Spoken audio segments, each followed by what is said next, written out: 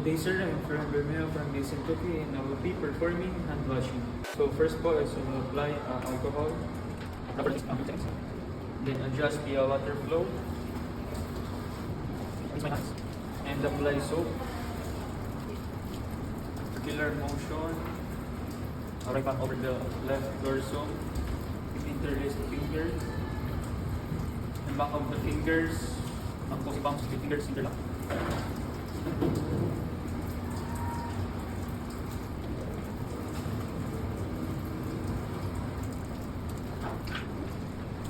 That I will pat dry my hands.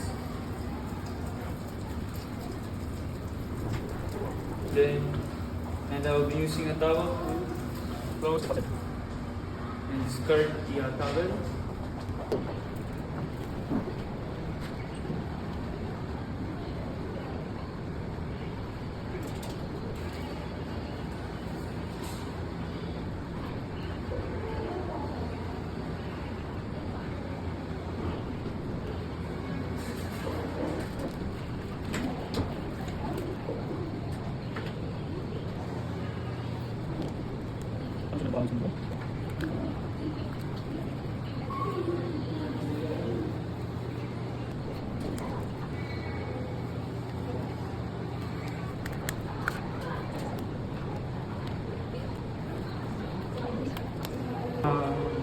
I will be cleaning the clean wound of the patient. So the patient has a blade injury, about 10 centimeters incision. So first is I will open the sterile solution and then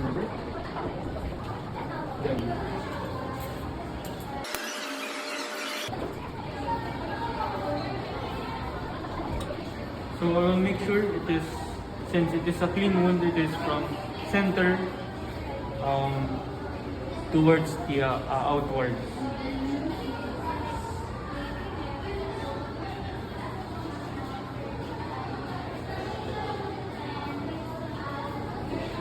Discard. Then just the same procedure. We will now be apply sterile dressing.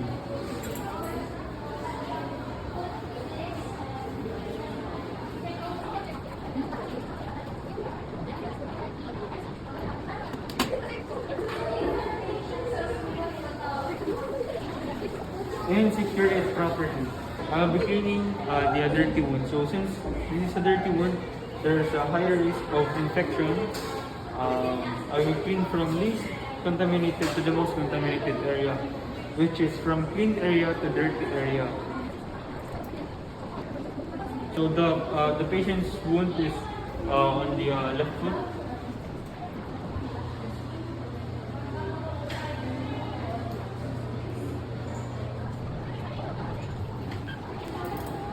Then after that is, and now I will apply appropriate sterile dressing.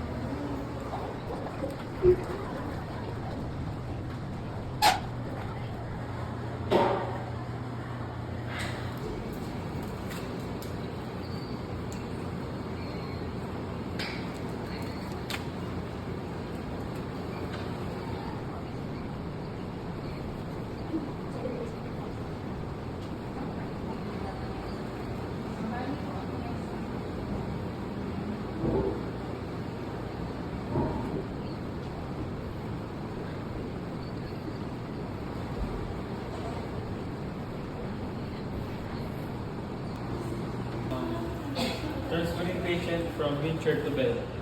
So I'll review the patient's chart and assess mobility status, and I will check for MR.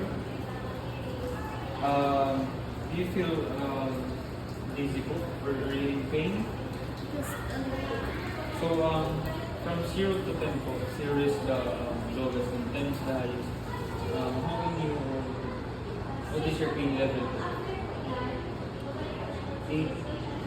So the goal is to safely transfer the patient from wheelchair to bed while preventing falls. So I have positioned the bed into the lowest level, and then I'll check the. I have locked the wheel of the bed, and then now I will secure the wheelchair for the patient to prevent from falling. So I will be assisting the patient from the wheelchair to the bed. So first step is I will bring the legs upwards. Then I will stop the patient to a certain amount. Then 1, 2, 3, push. Then up to the So ma'am, may you easy po? Okay po. So are you comfortable with your position na po ma'am? So I will place the pump belt within the reach of the patient.